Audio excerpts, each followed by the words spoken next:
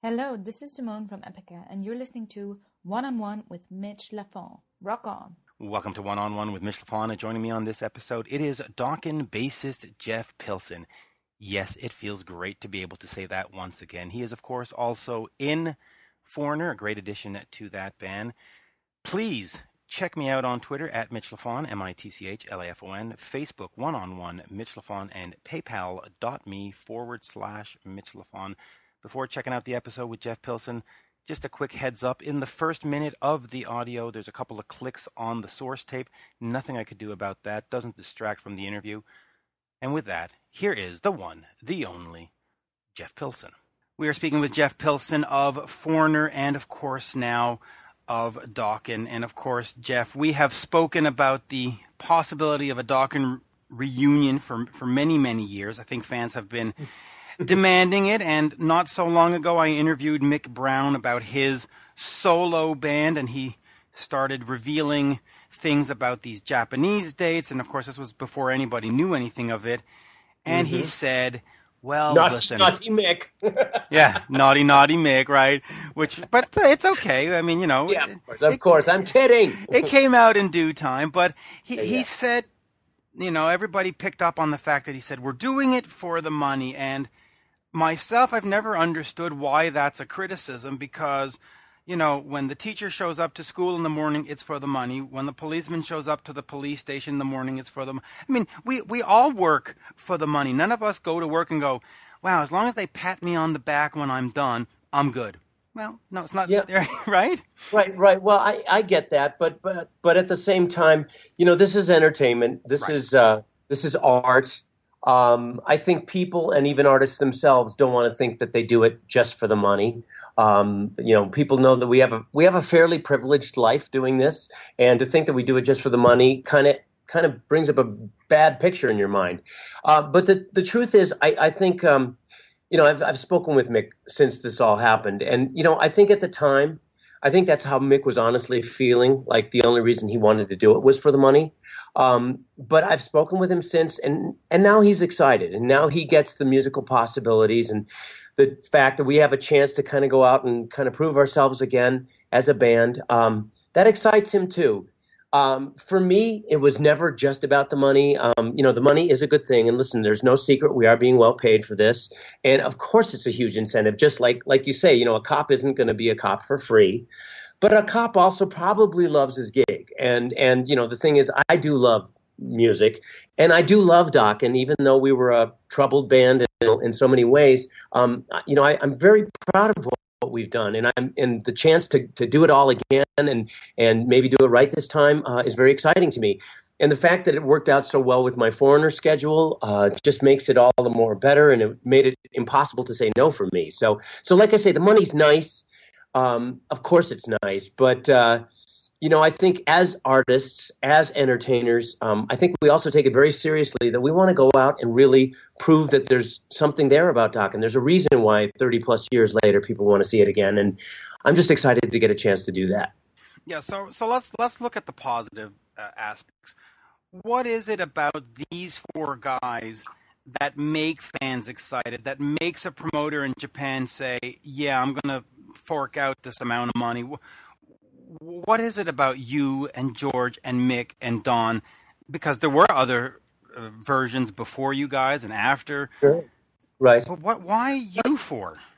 Well, you know, I mean, there's probably a lot of reasons for that. You know, one, we were the band that came out with those classic songs, and the nostalgia associated with Dokken is associated with us. I mean, that's certainly true.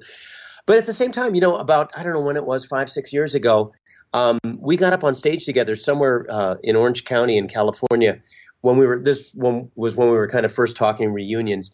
And George and I got up and played with Don and Mick, and the four of us, you know, played a couple songs together. And you know what?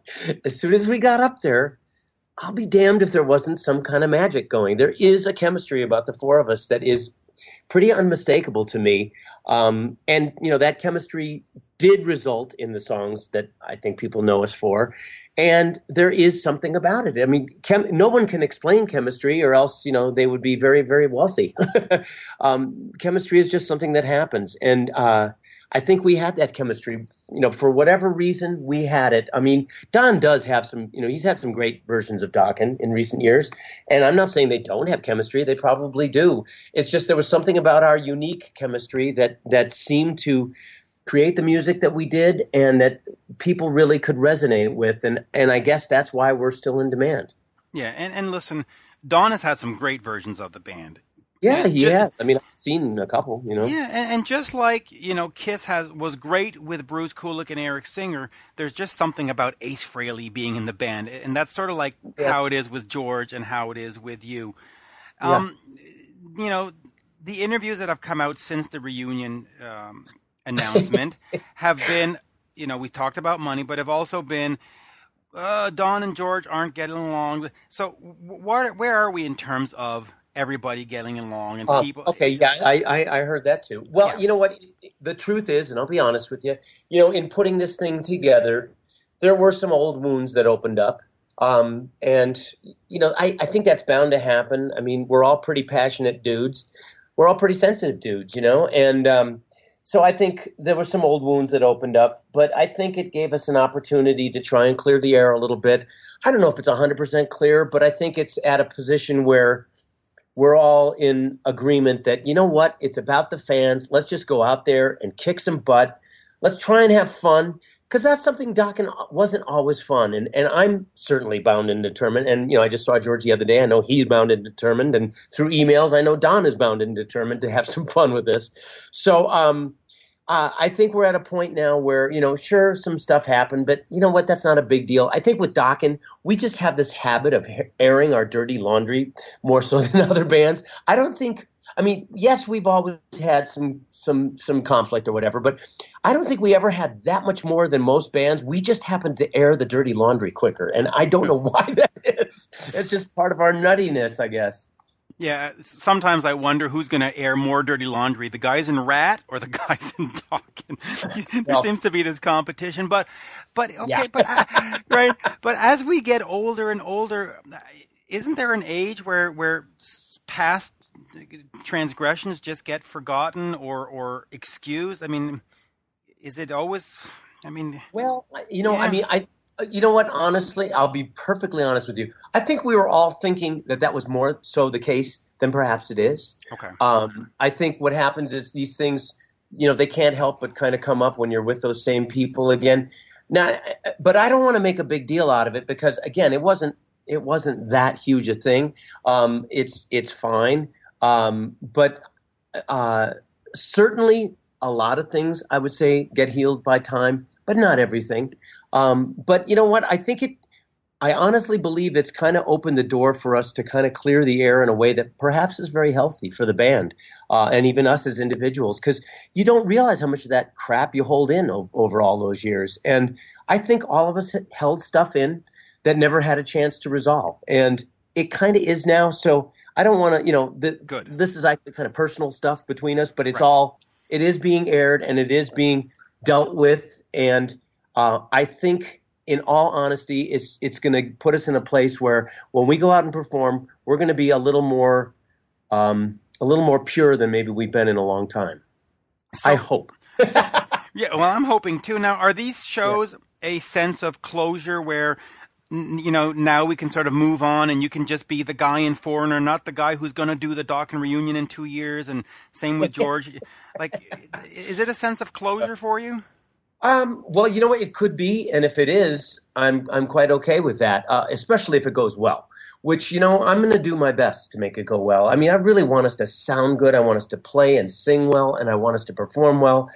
I want to do this, especially for the Japanese fans who have been so amazing to us. They really have. I mean, it kind of it just really emotionally touches me that this is where we're doing it. So if it is closure, that's great. I myself, I have.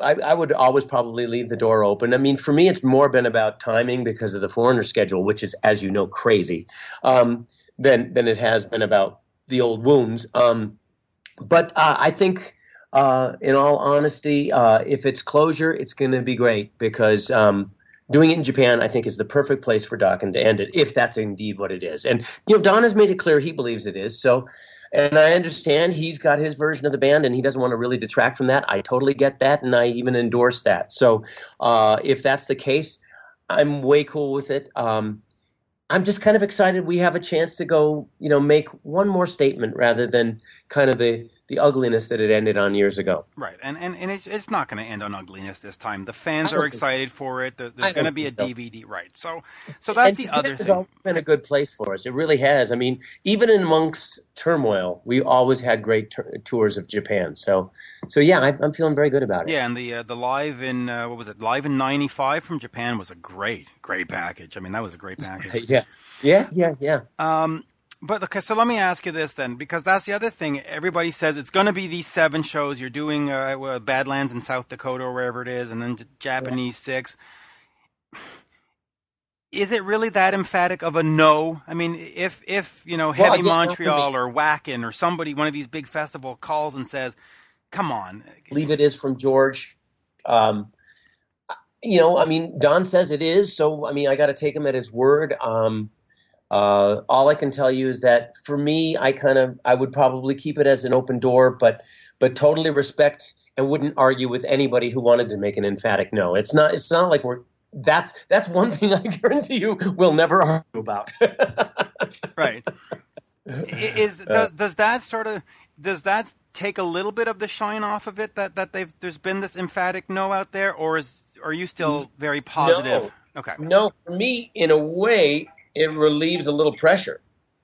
It means that it's going to be a very pure experience. And if it's a pure positive one, sure, I'd love it if something else happened somewhere down the line. But also knowing that it's the end, don't you think that that's going to make you really consider taking? I mean, I'm going to be emotional. That last bow on the last night, I'm going to be emotional. I mean, even all the crap we've been through over the years, I love these guys, and God, I'm getting emotional just talking about it. Yeah, exactly. And that last bow is going to be. I bet you tears come to my eyes. So, yeah. you know what I mean? So hey, that makes you appreciate things. And you know what? If you don't appreciate life and the opportunities you get, you're missing something big. So maybe this is a chance for us to kind of focus in and appreciate the gift that we had. I mean, my God, we had platinum, multiple albums that went platinum. Let's say that. And we had tremendous success, and we had, we're coming back 30 years later and people want to hear us. I mean, those are things to be really, really grateful for. And maybe we'll appreciate that a little bit through this. In fact, you mentioned the 30 years and that the people still want to hear it. Would you have been disappointed if 30 years later fans just didn't care? Just like, people went, Dokken, who are they? Like, had it been the opposite where people just didn't have any rise when you say the name? Would that have been sort of like, wow, I put all my heart and soul in this band and people just don't care? Wouldn't that have been awful? Yes. Right? Of course it would. I guess I wouldn't be too shocked because it was a long time ago, and I would be able to handle it. But of course, I'd be disappointed. So let's talk about more positives here. You've been in rehearsal. You've probably sat in the car with a CD listening to the songs, or MP3, I guess these days. How is it for you going back to those songs and relearning them? Because when you're driving around the car and you hear it on Sirius XM, you go, "Oh yeah, I remember doing that." But when you actually have to relearn and go, "Oh yeah, what's that part? How did I play that? How did George do?" Mm-hmm. How has that experience been for you, sort of relearning or re-immersing yourselves in that catalog? Well, I know for me, it's been really interesting because it certainly makes me appreciate what we did. I mean, there were some really great songs. I always had a lot of pride for the band, even at the time, and I always thought that our writing skills and our talent as a unit was, maybe even underappreciated. Is how we felt at the time. But I'm pretty amazed that guys that were, 30 years younger than I am now came up with this material. That's pretty impressive. And it's so funny. George came over the other day and, we're going to try and work up a couple songs acoustically for our set in South Dakota. And we were doing that. And wow. We broke it down. We did the songs Heaven Sent. You remember that? I probably shouldn't be spoiling that. But anyways, well, we did that. But I remember that song. Yeah, we In did fact, that tell me song. the entire set list just right now. Oh, sure. But we did that song acoustically, and hearing George play on that now, and I mean, it was giving goosebumps. I was just, it was unbelievable. Hearing him, music that he wrote 30 years ago, playing now with this soulful, expressionist sound that he was getting. It was just, it was like I said, it was giving me goosebumps. And to hear us all play this stuff, it's gonna blow my mind. I mean, I'm really gonna try and just appreciate it musically as much as I can, because there is a chemistry and there is a greatness about that classic lineup of Dokken that I cannot argue with, and like I say, I just got to be appreciative of it, the music included. Now that you have 30 years more experience, let's call it that, do you listen to some of the songs and say, oh, we should really change this for the live shows, or do you want to stay faithful to as they were? Because I know whenever you look back at what you did 30 years ago, you always go, man, I should have done this, I should have done that, I should have... Well, I don't have a lot of that about the actual parts. I have had some thoughts of like, oh, we could do a little breakdown here. We could do a little thing, just arrangement ideas that might help in the live performance. Sure, I've had a few of those. But you know what? I'm actually, as far as the parts themselves and the structure of the songs, I'm pretty impressed. I think they hold up rather well, which is amazing. Right. So you're gonna stay faithful to that. Now, the other thing that's come out is you're working on a song or songs that you're going to perform live. Talk to me about that. In terms of making new material, are you doing this one new song, or is it two new songs, or is it three new songs? It's one so far. Okay. And actually, I don't know. I mean, there is a little bit of a we are trying to figure out exactly how we want to do it. It's a song that George and I wrote the music for several weeks ago, and we've now sent it out for lyrics. And actually, Don and I are getting together next Tuesday, and we're going to start hammering it out. So, and hopefully he's got some ideas, and we'll see where it goes from there. But I'm not sure.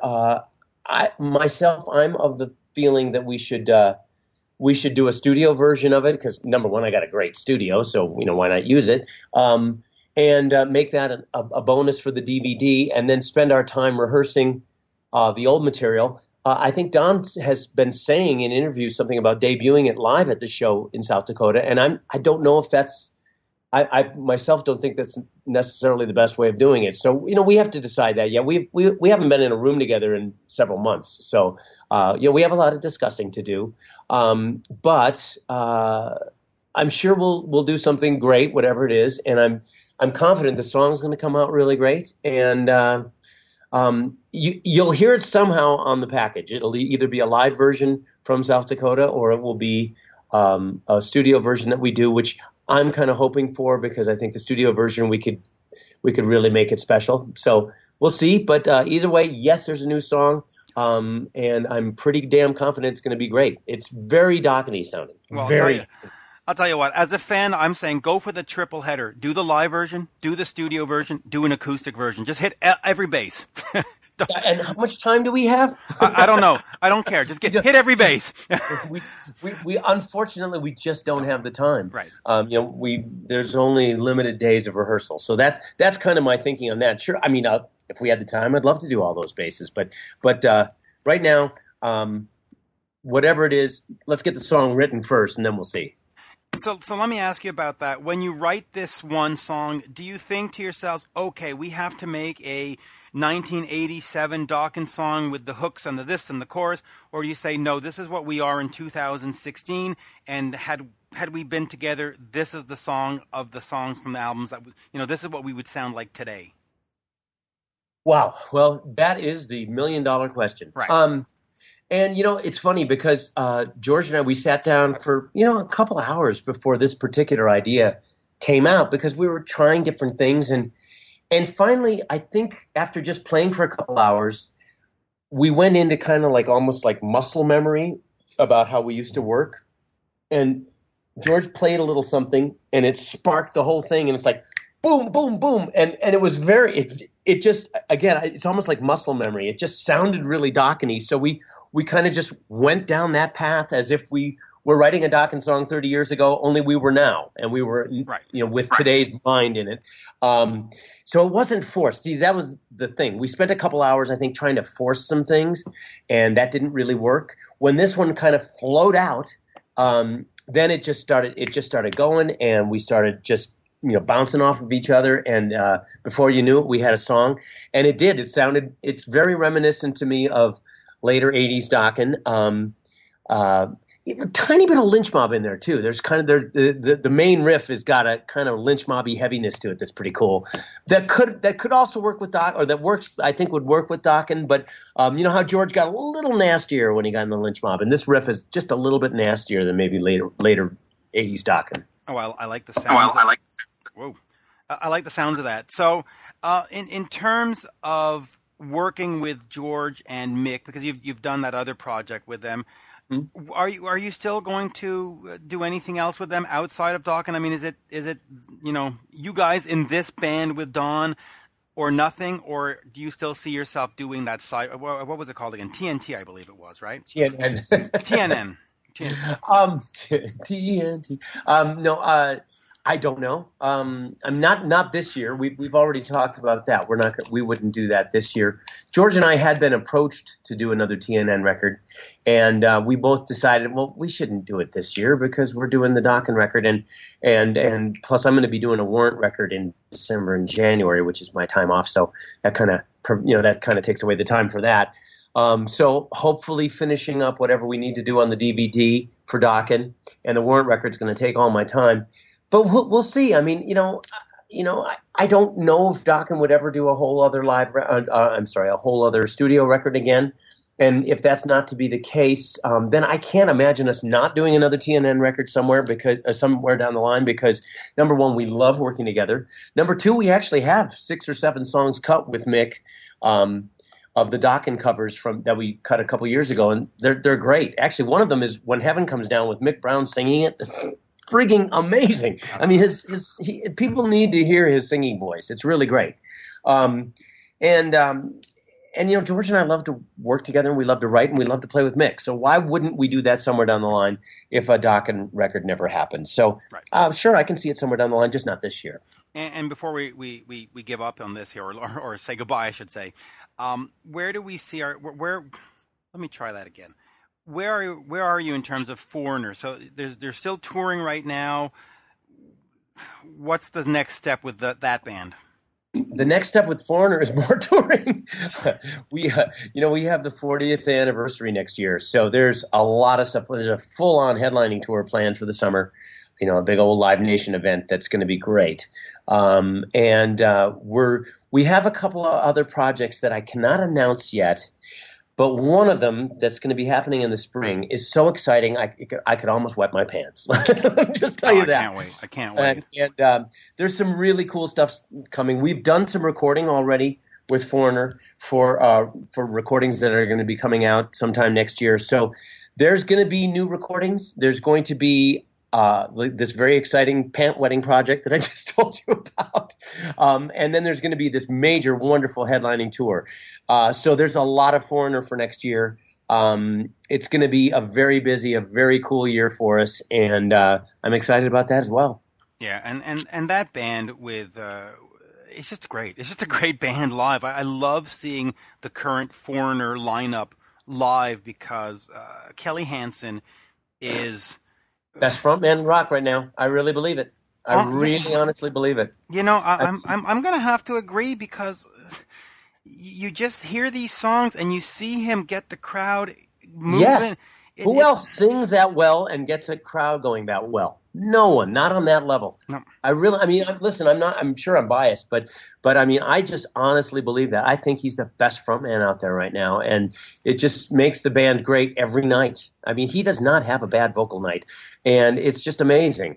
I'm really proud of him involved in that. And honestly, if you had picked, or Mick had picked any other singer, I don't think Foreigner would be at the level they are right now. And that's no disrespect to you or anybody who's playing with them. No, I couldn't agree with you more. Yeah. I really couldn't. Yeah. Because, I mean, it's not about the bass player. You know what I mean? So it's no offense taken.